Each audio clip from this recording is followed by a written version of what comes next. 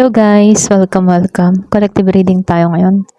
So, tingnan natin kung ano yung mensahe sa'yo. So, be open-minded po. Hindi halos lahat makaresonate. Thank you nga po pala sa mga nagsusubscribe, sa mga bumabalik. Maraming pong salamat. Give me the message for collective. Ano yung mensahe sa'yo? Give me the message for collective. Ano yung mensahe sa'yo? Give me the message for collective. Ano yung mensahe sa'yo?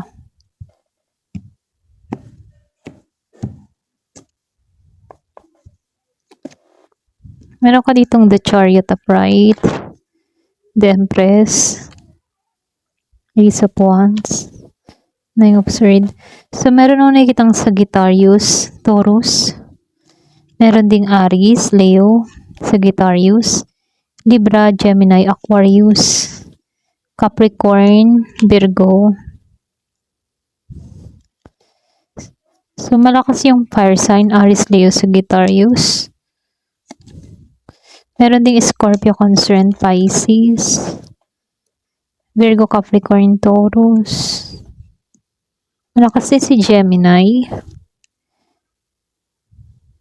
So, halos lahat nandito naman. Pero mas malakas yung mga fire sign, Aries, Leo, Sagittarius. Then, sinabayan din ng earth sign, Virgo, Capricorn, Taurus. Okay? So, start na tayo. So, dito, no, lumabas ang Chariot and Empress energy. So, dito, no, meron lang akong nakikita dito na may kumokontrol. Yung parang kinokontrol ba niya yung sarili niya dito. Okay? Meron akong nakikitang tao dito. So, malakas dito yung Sagittarius. Kumbaga, malakas yung drive ng tao na to na kontrolin yung kanyang sitwasyon or yung kanyang sarili dito, maging yung kanyang emosyon. Okay? So, para bang meron lang akong nakikita ditong ini-ignore. May nag-i-ignore dito or pwede rin ikaw, ini-ignore mo to. May pag-i-ignore na nangyayari. Para bang may part dito sa taong ito na gusto niyang siya yung hahabulin. Okay? Pero ganun pa man, ano, kahit mayroon sa part sa kanya dito na gusto mo siya, yung bang tipo na ikaw ang gusto niyang humabol sa kanya para mas, yung bang tipo na ikaw yung hahabol para sa connection, ganun. Pero nangyayari kasi dito, pwedeng ikaw na yung na-ignore dito or umiiwas parang ikaw yung hindi namamansin dito. Kaya itong tao nito, meron ako nakitang hindi mapakali dito sa Nine of Swords. So, yung iba sa inyo, no, mataas yung tingin niya sa'yo, okay, dito sa The Empress. Para bang nakikita ka niya ngayon na very attractive ka. Para bang strong yung presence mo. Ikaw yung energy na may hirap iwasan kasi ano, dito para bang natural na magnetic ka, okay? Lalo na yung aura mo para sa taong ito. Malakas yung Taurus. Meron din ako nakikitang Aries, Leo, Sagittarius. Kumbaga, no, merong matinding spark pa rin tong tao na to sa'yo. Hindi nawawala yung desire, yung excitement, hindi nawawala yon. Para bang meron siyang pagnanais na kumilos or mag-reconnect sa'yo. Ganun yung energy na dito sa Ace of Wands. Para bang hindi pantay yung ano. Para bang, I mean ano, hindi pa patay yung attraction. Ganun. Hindi pa tapos. Pero ganun pa man, ito kasi yung Nine of Swords. Dito kasi lumalabas yung pagiging hindi mapakali. Overthinking siya dito para bang puyat ka iisip. Pasukan pa ng guilty, nagkakaroon ng anxiety, takot na tuluyan kang mawala dito. Kumbaga, sari-sari yung mga tumatakbo sa isipan niya dito. Hindi niya maintindihan kung paano ba, ano ba yung tutunguhin niya dito, ganon. Paano ba yung mangyayari sa connection nyo, ganon.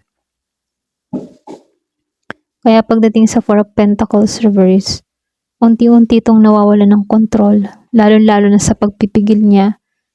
Yung dati kanyang pinanghahawakan para bang bumibitaw na emotionally ikaw. Okay, ikaw ha. Para bang dati pinanghahawakan ka ng tao na to, or pwede rin ikaw dati pinanghahawakan mo to, pero ngayon unti-unti ka nang bumibitaw. So meron lang ako nakikitang unti-unti nang bumibitaw. Pero gusto ng tao na to magparamdam dito sa Page of Wands. Pero hindi niya kasi alam kung paano ba magparamdam sa'yo. Dito. Itong person mo, kung sino man to, para ba siyang immature na tao? Kasi siya yung klase ng tao na takot siya. Ayan, pasensya na utala ko. Takot siya sa rejection. Kaya nangyayari dito, putol-putol yung energy niya. Hindi ba magdire-diretso, hindi magtuloy-tuloy. So dito, lumabas itong Six of Swords. Then sinabayan din ni King of Wands. Hindi siya makamove on ng maayos dito, Kahit ba pilitin niya. Kahit pilitin niya dito, umalis gusto niyang tanggalan to, yung emosyon niya. Pero ngayon, nakikitaan ko dito na bumabalik ka pa rin sa isip niya eh. Okay? Kahit ba pilitin niyang iwakse yung isip niya sa'yo, hindi mawala yung bumabalik yung isip niya. Okay? Sa'yo. Okay? So, dito, lumabas itong King of Wands reverse, Devil reverse, and Four of Wands. Ito kasi yung yung bang tipo na meron kasi ditong nasaktan, para bang nasaktan mo yung ego nito, tinamaan mo. Kasi itong taong ito, posible sanay siya yung may control, or siya yung yung may attention. Pero ngayon kasi, destabilize siya dahil hindi mo siya pinapansin dito. Ini-ignore mo siya. Pwedeng before ikaw yung laging pansin ng pansin, ikaw yung chat ng chat, ikaw yung message ng message. Para bang mundo mo siya before, pero ngayon dinededma mo na siya, umay ka na, or pwede rin ayaw mo na magpatali, ganun. Meron siyang struggle dito. Para bang struggle siya na kumawala sa attachment. Alam niyang unhealthy na to dito sa The Devil Reverse. Para ba na hirap ng ayusin, Pero sa isip ng tao na to, ang hirap mong i-let go. Kumbaga, ang hirap mong pakawalan. Ayan, ano bang meron sa'yo? Hirap siyang pakawalan ka. So, dito, sa Four of Wands. Pero dito deep inside, dito, ayan, kung makikita mo. Deep inside dito, gusto niya ng harmony sa'yo. Gusto niya ng maayos yung connection ninyo. Maaaring ito din yung sign na namimiss ka niya, okay? Namimiss niya yung closeness nyo, yung comfort mo, namimiss niya, okay? Yun yung inaasam-asam niya eh. Kaya lang dito, medyo siya magulo pa rin dito sa Five of Wands. Kumbaga dito sa Five of Wands, magulo yung isip niya. Magulo din yung emosyon niya. Doon pumapasok yung internal conflict. Like selos, pride, or pakikipaglaban sa sariling feelings or sa sarili niyang nararamdaman. Para bang sarili niya ang kalaban niya. Tapos nasa waiting phase pa siya dito sa the hangman. Okay? Nasa waiting phase siya, tahimik pero nag-o-observe. Hindi man kumikilos agad pero malalim ang proseso niya sa sitwasyon.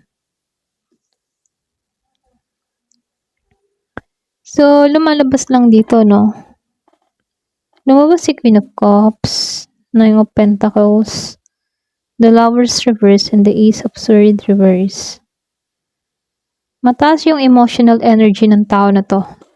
Sa reading na to Kumbaga, nakikita ka niya very immature na tao. Ngayon ganito ka niya i-describe.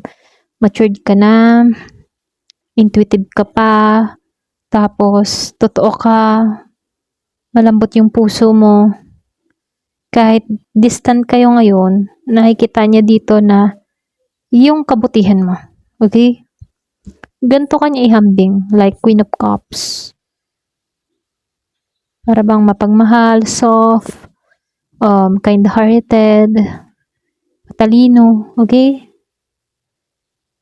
Kaya lang dito, no, nakikita ka kasi din ng tao na to na yung bang tipong walang makakapigil sa'yo. Kasi kaya mo yung sarili mo. Ganun. Very, independent. Yung hindi mo kailangan ng tulong niya, kaya mong tumayo mag-isa. Kita ka niya kung gaano ka katatag. Kita ka niya na okay ka. Kita ka niya dito, Kita ka niya dito na kaya mong maging masaya nang wala siya. Kaya mong maging masaya kahit wala kang kasama. Ganun kanya tingnan. Kaya mas lalo itong naapektuhan. Kasi nakikita ka niya dito na yung mong hindi mo siya kailangan, okay lang kahit wala siya. Ganun ka sa kanya. At ganun din yung nakikita niya sa'yo. Kaya dito sa The Lovers Reverse, para bang